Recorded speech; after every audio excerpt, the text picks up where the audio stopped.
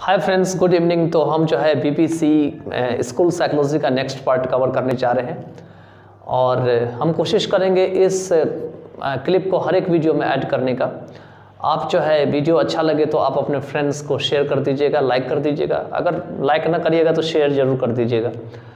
और एक एक लाइन की हिंदी मीनिंग बतानी होती है तो थोड़ा टाइम लगेगा सारे कवर करने में। ये नहीं कि थोड़ा सा किए थोड़ा स्किप कर दिया, ऐसा नहीं है। और अगर हम कोई चीज़ स्किप करेंगे तो हम आपको बताते चलेंगे कि किस कारण से हम इसको रीज़न से स्किप कर रहे हैं, जो कि रिलेवेंट रहेगा, जो बिल्कुल आपसे कोई मतलब नहीं है। बहुत सारी ऐसी चीज़ें होती है जो कि इन्फॉर्मेशन इधर उधर से ऐड कर दिया, रेफरेंस होती है बहुत सारी चीज़ें। तो रेफरेंस को आप एक्सप्लेन करके जो है बहुत मच आप उसमें बेटर नहीं कर पाइएगा अभी के लेवल में। जब तक आपको इतना नहीं आएगा, इतना आ जाएगा उसके बाद तो आप रेफरेंस भी कर लीजिएगा, कोई दिक्कत नहीं है। तो I hope everything would go in A right direction and best of luck for your exam. चलिए देखते हैं, करते हैं। Hi, once again you all are welcome here. Now we are going to cover part 1.3 and next one point. Only two parts should be covered in this part of the video. तो चलिए पहला part जो है इसमें करते हैं। जो first part है इस वीडियो में वो है आपका 1.3 में कि features of life span development, कि जो लाइफ स्पैन डेवलपमेंट होती है इसकी खासियत क्या होती है, फीचर्स।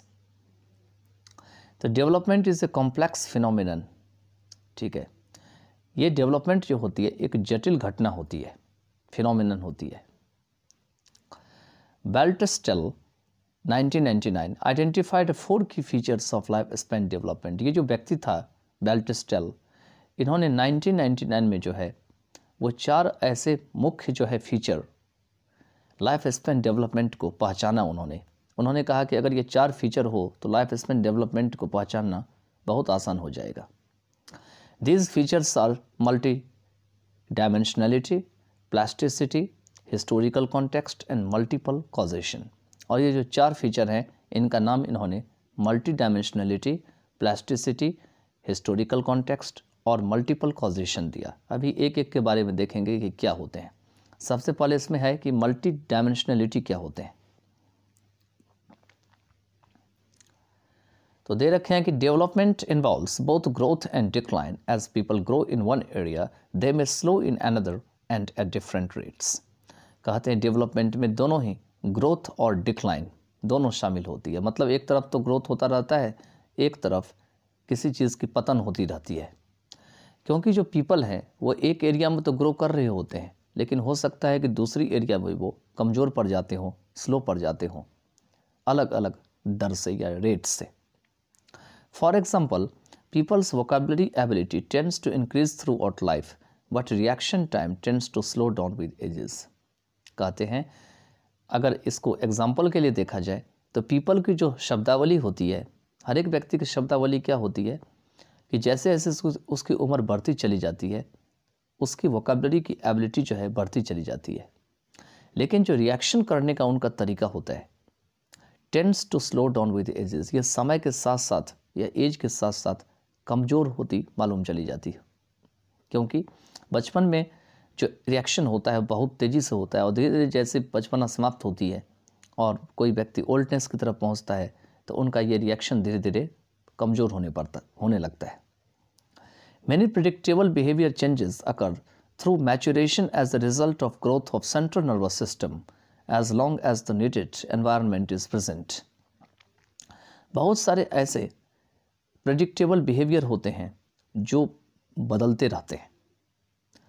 अकर थ्रू मैच्योरेशन, और ये कब होते हैं, कब ऐसा होते हैं तो जैसे जैसे कोई व्यक्ति बिल्कुल प्राउड होता चला जाता है, मैच्योर होता चला जाता है। ये क्यों होता है?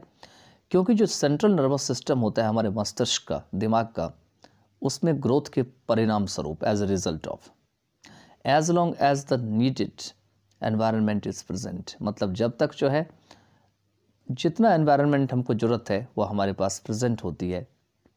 तो क्योंकि एनवायरनमेंट की हमें ज़रूरत होती है जिस एनवायरनमेंट में हम रहते हैं, और जैसे जैसे हम एनवायरनमेंट में नई नई तरह के एनवायरनमेंट को हम खोज के रहते हैं वैसे वैसे हमारा सेंट्रल नर्वस सिस्टम जो है वो उस चीज़ों को सीख करती है, तलाश करती है और हमारा ब्रेन का ग्रोथ डिफरेंट लेवल पे होने लगता है। तो इसीलिए कहा जाता है यहाँ पे कि मैच्योरेशन के साथ साथ हमारी प्रेडिक्टेबल बिहेवियर भी चेंजेस होने लगती है। चलिए आगे चलते हैं। पहला तो देख लिया आपने मल्टी डायमेंशनलिटी था, अब सेकंड जो है वह है प्लास्टिसिटी। अब ये प्लास्टिसिटी क्या है, तो देखिए ये जो प्लास्टिक है इससे बहुत ही डिफरेंट है ये word. Once capacity is not predetermined. Plasticity का मतलब है कि कोई व्यक्ति की, वंस का मतलब यहाँ व्यक्ति होगा, आदमी होगा, ध्यान दीजिएगा, यहाँ एक नहीं होगा, कि व्यक्ति की जो क्षमता है, कैपेसिटी है, इज़ नॉट प्री डिटर्मिन्ड, ये पहले से ही निश्चित नहीं होती है। Many skills can be learned और improved with practice even in later life. कहते हैं बहुत सारी ऐसी स्किल्स होती है जिससे कि सीखा जा सकता है, उसको बेहतर इम्प्रूव किया जा सकता है प्रैक्टिस करके, मतलब बाद में भी जीवन में, इवन लेटर लाइफ। ये नहीं है कि सब कुछ आदमी बच्चा में ही सीख जाएगा, बहुत सारी चीज़ें कुछ लोग बाद में भी सीख लेते हैं। For example people can learn ways to remember information to deal with decline in memory ability with age. कहते हैं एग्जाम्पल के लिए पीपल क्या करते हैं, तो बहुत सारे ऐसे तरीक़ों को सीखते हैं जिससे कि इन्फॉर्मेशन को याद रख सके वो, ताकि उनकी मेमोरी अगर कमज़ोर पड़ जाती है तो उसको निपटने के लिए। मेमोरी जो एबिलिटी, क्योंकि हर एक व्यक्ति का मेमोरी एबिलिटी जो है समय के साथ या दे भी रखा है, एज के साथ जो है वो बदलती रहती है, इसीलिए अलग अलग लोग क्या करते हैं, उस चीज़ को याद रखने के लिए, कैसे हम किस चीज़ को याद रखें, वो अपना रास्ता जो है बना लेते हैं।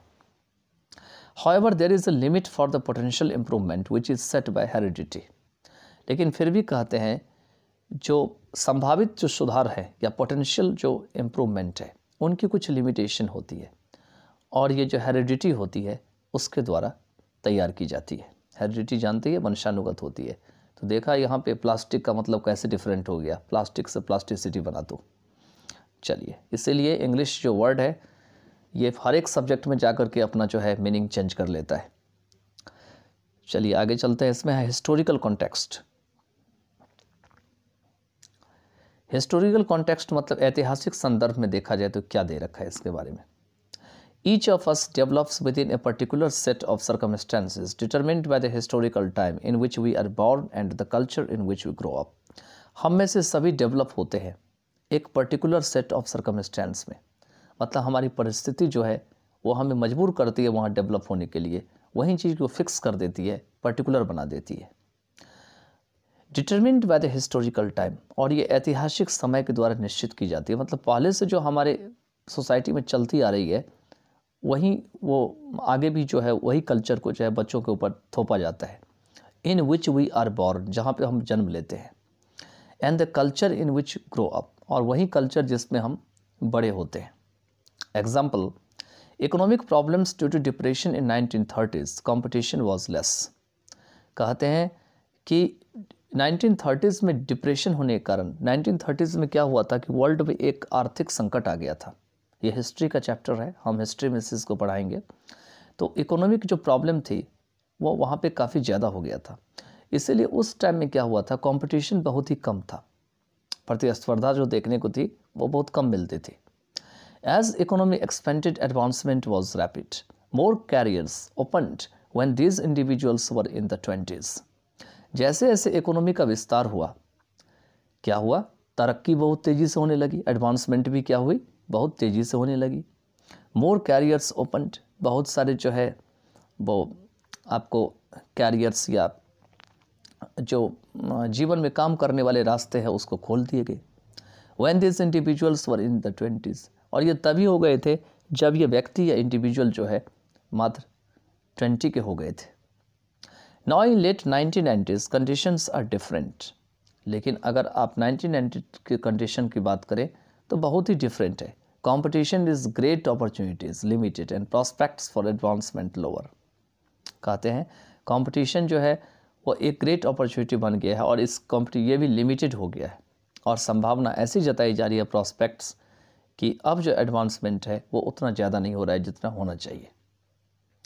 तो ये था आपका हिस्टोरिकल कॉन्टेक्स्ट। अब देखते हैं मल्टीपल कॉजेशन का।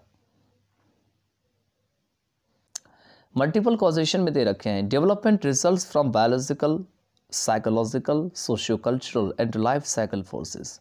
डेवलपमेंट किस कारण से होते हैं या किस कारण में जाके एंड होते हैं, क्या कराते हैं, तो ये बायोलॉजिकल, साइकोलॉजिकल और सोशियो कल्चरल और लाइफ साइकिल जो फोर्सेस होते हैं उन सभी का परिणाम के कारण डेवलपमेंट होते हैं। मतलब जब डेवलपमेंट होते हैं तो इसमें बायोलॉजिकल चेंजेस होती है, हमारी साइकोलॉजिकल चेंजेस होती है, हमारी जो सामाजिक और कल्चरल जो चेंजेस होते हैं वो भी दिखाई पड़ती है, और लाइफ साइकिल फोर्सेस भी होते हैं। एग्जाम्पल के लिए, even 2 children growing up in the same family have different experiences. कहते हैं कि 2 बच्चे अगर एक ही परिवार से दोनों बच्चे अगर बड़े हो रहे होते हैं तो उनका भी एक्सपीरियंस डिफरेंट होता है। If one has a developmental disability and the other does not. हो सकता है कि एक को डेवलपमेंट करने में कोई परेशानी हो, डिसेबिलिटी हो, और दूसरे को ऐसा नहीं भी हो सकता है। या ऐसा भी हो सकता है एक बच्चे को किसी और माहौल में रख दिया जाए तो वो अलग टाइप का एक्सपीरियंस हो जाएगा, एक को कहीं और रख दिया जाए तो उसका अलग टाइप का एक्सपीरियंस हो जाएगा। The relative impact of this factors on the life span development very.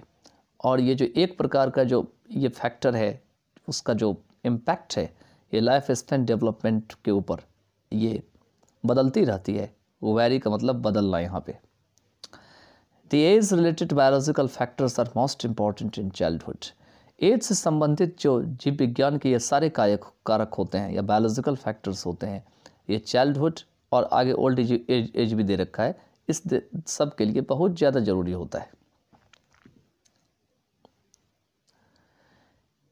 The age-related abilities and behavior develop naturally with advancing age, that is motor skills like skating, cognitive skills like grouping of objects into categories, and social behaviors like the proper way to behavior in school. कहते हैं as से संबंधित जो abilities और behaviour होती है ये प्राकृतिक रूप से डेवलप होती है जैसे जैसे एज हमारी बढ़ती चली जाती है। जैसे कि हमारा मोटर स्किल्स बढ़ता है, स्केटिंग करते हैं। मोटर स्किल का मतलब हाथ पैर चलाना, अपने मन से जो है कहीं खेलना कूदना, ये मोटर स्किल्स में आते हैं।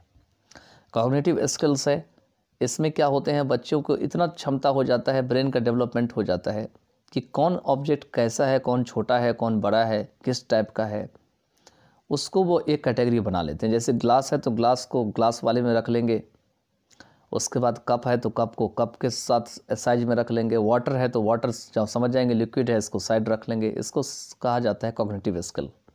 इसके बारे में जीन पियाजे ने भी बहुत सारी बातें बताई है।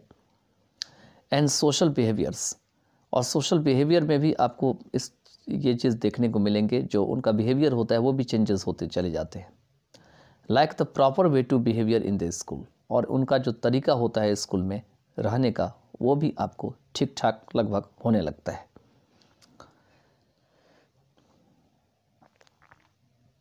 इसके बाद जो नेक्स्ट है इसमें दिया हुआ 5th में हिस्ट्री रिलेटेड इवेंट्स, कुछ इतिहास से जोड़ करके कुछ इवेंट्स को जोड़ा गया है, दिखाया गया है। These events are more important in early adulthood. कहते हैं ये जो इवेंट्स होते हैं ये काफ़ी ज़्यादा इम्पॉर्टेंट होते हैं आरंभिक एडल्टहुड में। And have a maximum effect, और इनका बहुत ज़्यादा जो है इफेक्ट होता है। Because at the time the individual is more affected by his her social interactions with others, क्योंकि यह वही समय होता है जब इंडिविजुअल काफ़ी ज़्यादा प्रभावित होते हैं अपने सामाजिक जो इंटरेक्शन होते हैं या दूसरों के साथ। For example war, economic recession, changes in the roles of male and females etcetera. कहते हैं जैसे कि वॉर है, जो आर्थिक जो कटौती है, रिसेशन है, जो मेल और फीमेल की जो रोल्स है उसमें चेंजेस होती है। Even the life experiences of people born in the same year cohort are similar and these can have lifelong effects upon the individual। यहाँ तक कि जो लाइफ एक्सपीरियंसेस होती है पीपल की, जो एक ही वर्ष में पैदा लिए होते हैं वो एक ही तरह के होते हैं। And this can have life long effects, और इसका जो है पूरी जीवन पर्यंत काल जो है वो इंडिविजुअल या व्यक्ति के ऊपर प्रभाव देखा जा सकता है या हो सकते हैं।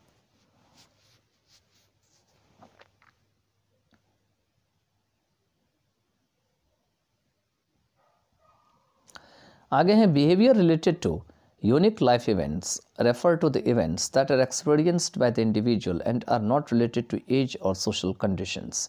कहते हैं ऐसे बिहेवियर जो कि यूनिक लाइफ इवेंट्स से संबंधित होते हैं, ये ऐसे इवेंट्स को बताते हैं जो कि इंडिविजुअल के द्वारा जो है एक्सपीरियंस किए जाते हैं और ये एज या सोशल कंडीशन से संबंधित नहीं होते हैं। एग्जाम्पल के लिए death of the parent, moving to new city etcetera. माता पिता की मृत्यु, नई सिटी पे जाके बस जाना, ये जो है ये कभी भी हो सकता है, in old age the unique life events are most influential, और बुढ़ापे के समय में जो यूनिक लाइफ इवेंट्स है वो काफ़ी ज़्यादा प्रभावशाली होते हैं। But the importance of age related factors increases, लेकिन एज रिलेटेड जो फैक्टर्स की जो इम्पॉर्टेंस है वो बढ़ती चली जाती है। All this factors combine to affect an individuals development throughout life, और ये जितने भी फैक्टर्स होते हैं ये सब मिला करके क्या करते हैं, ये कंबाइन करते हैं इंडिविजुअल डेवलपमेंट की पूरी लाइफ की जो क्रियाकलाप है उसको प्रभावित करने के लिए, अफेक्ट करने के लिए। चलिए तो आगे चलते हैं। आगे है stages in life span development, कि लाइफ स्पैन डेवलपमेंट के जो है कौन कौन से चरण हैं या स्टेज हैं उसके बारे में इसमें देखेंगे। तो another important aspect used by developmental psychologist is stages of development. दूसरा जो इम्पॉर्टेंट इसके पहलू हैं जो कि डेवलपमेंटल साइकोलॉजिस्ट के द्वारा यूज़ किए जाते हैं वह है डेवलपमेंट के चरण, कौन कौन से स्टेज या चरण है उसके बारे में दे रखे हैं। As the individual grows, many behaviors occur in a certain order and in certain groupings. जैसे जैसे इंडिविजुअल जो है बढ़ते हैं, ग्रोज होते हैं, बहुत सारे जो बिहेवियर होती है इसमें दे रखे हैं, मैनी बिहेवियर्स उनके अंदर में होती है, वो एक निश्चित क्रम में होती है और एक निश्चित ग्रुप बना के काम करती है। Each of this groupings of behaviour is called a stage of development, और ये जितने भी ग्रुपिंग्स होती है बिहेवियर की इन्हें डेवलपमेंट की स्टेज कही जाती है। The skills learned during one stage are the necessary building blocks for the new skills that define the next age. कहते हैं कि ऐसे स्किल्स जो एक स्टेज के समय में सीखी जाती है वो काफ़ी ज़्यादा ज़रूरी होती है बिल्डिंग ब्लॉक के लिए, नई स्किल्स के लिए, जो कि नेक्स्ट स्टेज में सीखी जाती है या उसको डिफाइन करती है।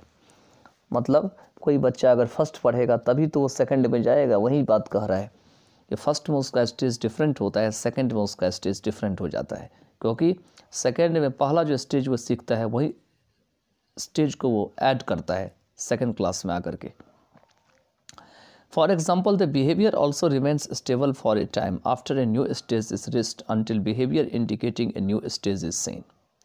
कहते हैं एग्जाम्पल के बिहेवियर जो होते हैं अगर देखा जाए तो वो एक ही तरह के होते हैं कुछ समय के लिए, आफ्टर टाइम भले ही स्टेज नया हो गया हो लेकिन बिहेवियर अभी भी जो है ज़्यादा परिवर्तित नहीं होता है जब तक कि behaviour indicating a new stage is scene, जब तक कि नई स्टेज जो है नहीं देखी जाती है जिसमें बिहेवियर जो है बदलती रहती है।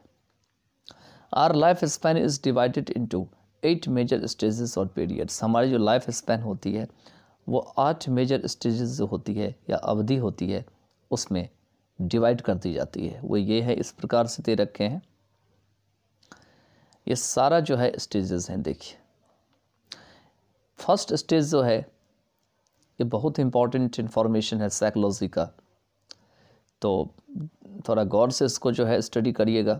एग्ज़ाम्स में कई बार इस टाइप के क्वेश्चंस जो है बीएड सीटीईटी में सब में भी पूछ लिए जाते हैं, ठीक है। तो इसमें दे रखे हैं prenatal stages. Prenatal का मतलब होता है जन्म से पहले का, कॉन्सेप्शन टू बर्थ दे भी रखा है, मतलब जब बच्चा माँ के गर्भ में होता है तब से लेकर जन्म तक का जो समय होता है वो प्री नेटल स्टेज होता है।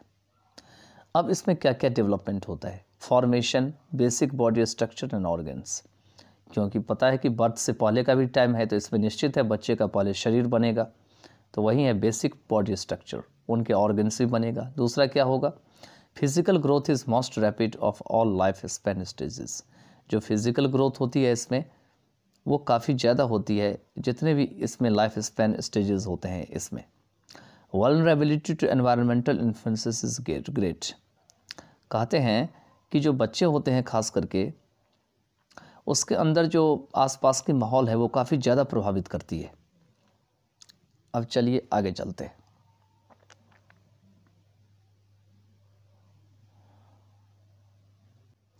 इन्फेंसी से लेकर बेबीहुड तक, इसको इन्फेंसी से बेबीहुड का नाम दिया गया है, और ये बर्थ से लेकर के 3 दे रखा है तो मतलब 3 इयर्स आप इसको मानिए।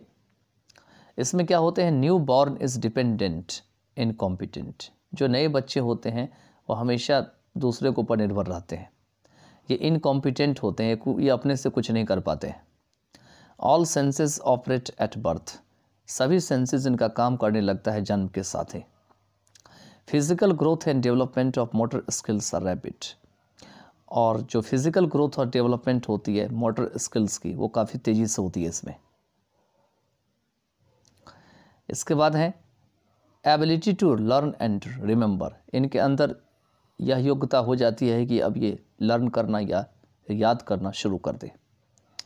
Is present in early weeks of life, और ये लाइफ के आरंभिक सप्ताह में ही मौजूद होना शुरू हो जाते हैं। Attachment to parents and others develop at the end of first year, कहते हैं दूसरों के साथ, अदर्स और पेरेंट्स के साथ इनका जो लगाव है वो फर्स्ट ईयर के अंत में ही जो है डेवलप होना शुरू हो जाता है। Self awareness develops in the second years, और जैसे ही सेकेंड ईयर में प्रवेश करता है तो बच्चा अपने बारे में जो है जानना शुरू कर देता है।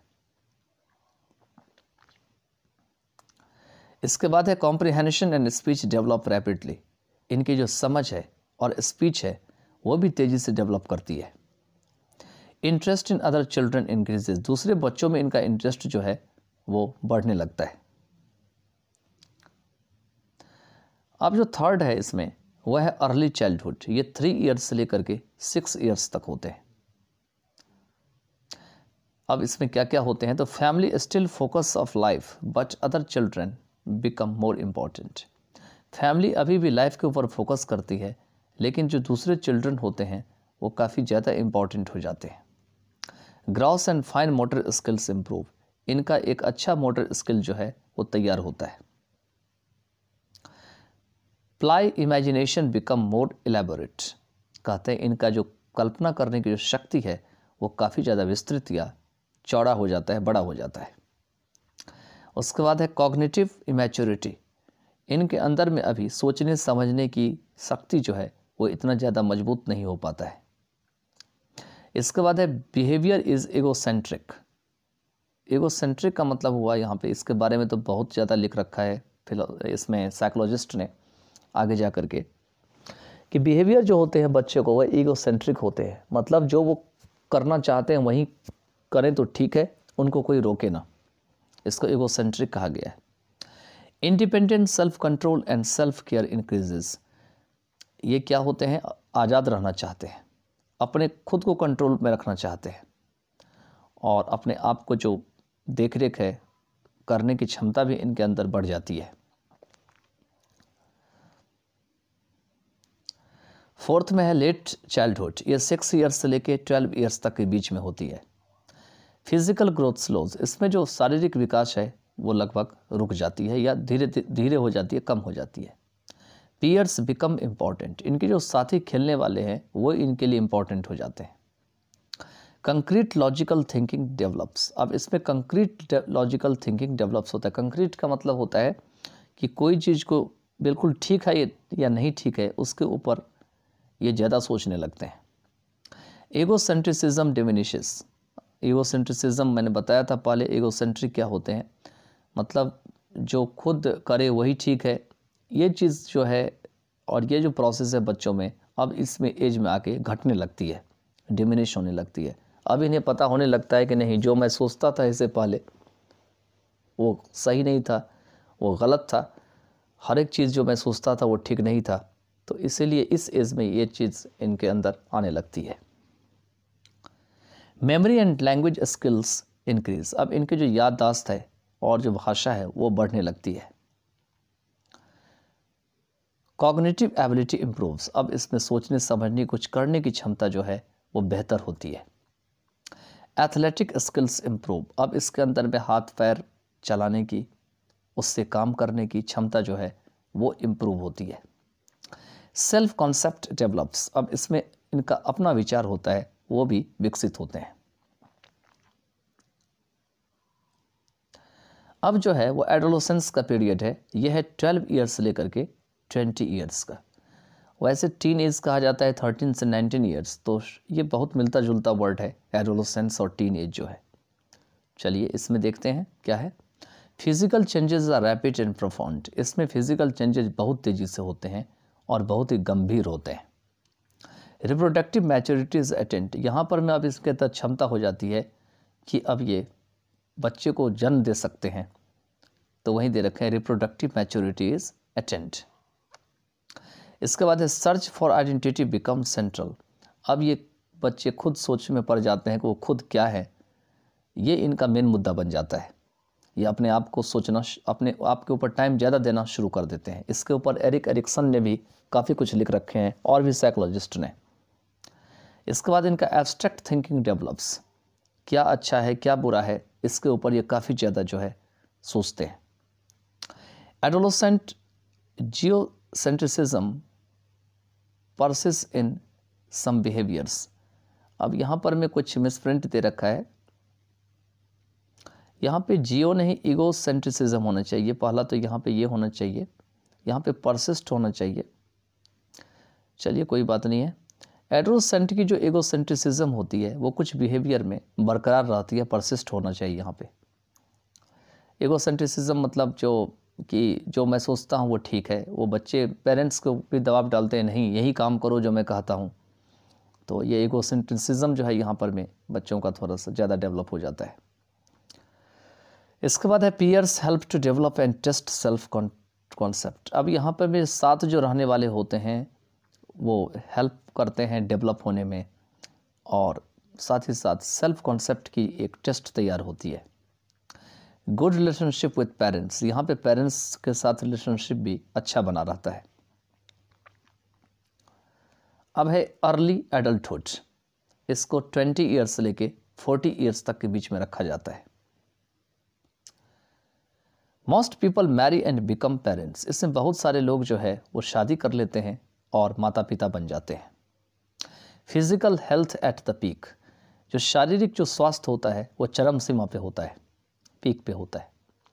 कैरियर चॉइसेस आर मेड, यहाँ पे कैरियर को चूज़ करना होता है कि क्या करना है अब लाइफ में, यहाँ पे तैयार की जाती है। इंटेलेक्चुअल एबिलिटीज़ बिकम कॉम्प्लेक्स, और यहाँ पर में जो बौद्धिक जो क्षमता है या एबिलिटीज़ है वो काफ़ी ज़्यादा जटिल हो जाती है। Sense of identity continues to develop, अपने आप को पहचानने की जो क्षमता होती है वो भी लगातार जारी रहती है या डेवलप करती है। 7th में है मिडल एडल्टहुड, ये 40 ईयर्स से लेके 60 ईयर्स के बीच होती है। Search for meaning in life assumes importance, अब यहाँ पे क्या करते हैं व्यक्ति, वो जीवन में क्यों आया है, इस ज़िंदगी का क्या अर्थ है, उसका सर्च में लग जाते हैं। आखिर में इस जीवन की क्या महत्व है, इम्पोर्टेंस क्या है, उसको जो है एस्यूम करने लगते हैं। एस्यूम का मतलब होता है कि आपको कोई चीज़ सही हो भी सकता है या नहीं भी हो सकता है। मेनोपॉज इन वुमेन, वुमेन में इस एज में क्या होती है, मेनोपॉजल होने लगता है। मेनोपॉजल का मतलब होते हैं कि जो मतलब बर्थ जो बच्चे देने की जो क्षमता होती है वो कमज़ोर पड़ जाती है, मेनोपॉज होने लगती है। Problem solving skills and wisdom are high, इसमें जो प्रॉब्लम सॉल्व करने की जो और विजडम की जो क्षमता होती है काफ़ी ज़्यादा उच्च होती है। इसीलिए कहते हैं बुजुर्गों के पास बैठो तो ज्ञान बढ़ेगा, क्योंकि ये वो लोग होते हैं जो बुजुर्ग में भी आ जाते हैं कुछ, और कुछ ऐसे होते हैं जिनके अंदर काफ़ी ज़्यादा जो है वो मेंटल एबिलिटीज़, इनका विजडम और स्किल्स जो है काफ़ी ज़्यादा उच्च कोटि का होता है, बिकॉज़ ये काफ़ी ज़िंदगी जो है गुजार चुके रहे होते हैं, और इसीलिए ये प्रॉब्लम सॉल्विंग स्किल्स इनके अंदर आ जाता है और विजडम भी इनकी बहुत तेज हो जाती है। इसके बाद अभी भी जो है आपका यही चल रहा है, मिडल एडल्टहुड का ही पार्ट है। इसमें दे रखे हैं caring of children and elderly parents में कॉज स्ट्रेस, अब ये बच्चों की देख रेख में लग जाते हैं, और जो एल्डरली पेरेंट्स होते हैं वो परेशानी का जो है कारण बन सकते हैं, may cause stress. Empty nest syndrome due to children living the home, ठीक है, क्योंकि बच्चे जो है वो घर पे छोड़ दिए जाते हैं, इसीलिए यहाँ पर में इनको लगता है कि कहीं पर में ऐसे लोग पैक हो गए हैं। मिड लाइफ क्राइसिस, यहाँ पे मिड लाइफ क्राइसिस होती है क्योंकि जीवन बिल्कुल बीच में होती है। Career success at the peak, यहाँ पे सक्सेस की क्षमता जो है जो चरम सीमा पे होती है। बर्न आउट अकर्स, और बहुत सारी चीज़ें होती है जो यहाँ पे घटित होती है। आगे हैं लेट एडल्टहुड, ये 60 ईयर्स से अबव तक होती है। अब इसमें क्या सब होती है, तो health and physical ability decline, misprint कर रखा है यहाँ पे कि स्वास्थ्य और जो शारीरिक क्षमता है वो गिर जाती है, गिरने लगती है। इंटेलिजेंस एंड मेमोरी डिटेरिएट्स, यहाँ पर में जो इंटेलिजेंस है और जो याददाश्त है उसकी क्षय होने लगती है, उसकी दुर्गति होने लगती है। Slowing down of reaction time, अब आप कोई बात अगर कहेंगे इस उम्र के व्यक्ति को तो ये रिएक्शन बहुत देर से देंगे, तो इसलिए स्लोइंग डाउन ऑफ रिएक्शन दे रखें। Retirement creates more leisure time but reduces income in life, कहते हैं जो रिटायरमेंट होते हैं वो काफ़ी ज़्यादा इन्हें समय दे देते हैं, फुर्सत दे देते हैं लाइफ में, लेकिन इनके जीवन में जो इनकम होती है वो कमज़ोर पड़ जाती है। Need to find purpose in life to face the impending death, कहते हैं लाइफ में ऐसी पर्पस की तलाश में जुट जाते हैं to face the impending death, जिससे कि जो आने वाले इनकी मृत्यु है उनसे इनका सामना हो सके।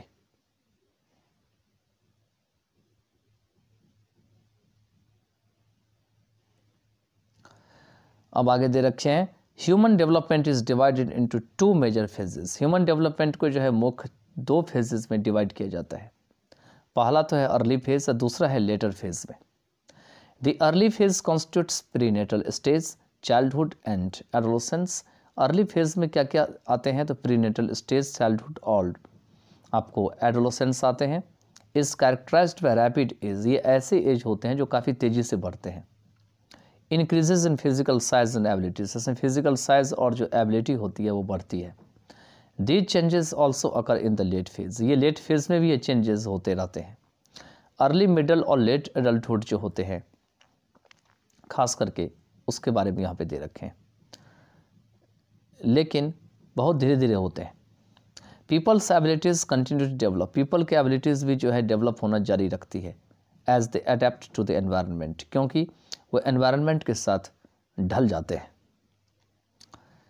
तो देखते हैं, शायद ये एंड हो गया ये जो पार्ट है, तो चलिए ये आपका एंड हो गया। अब नेक्स्ट पार्ट ऑफ वीडियो में जो है वो कुछ नया करने की कोशिश करते हैं। आई होप कि आपने इस वीडियो को बहुत अच्छे से एंजॉय किया होगा। Bye then just take care yourself, best of luck.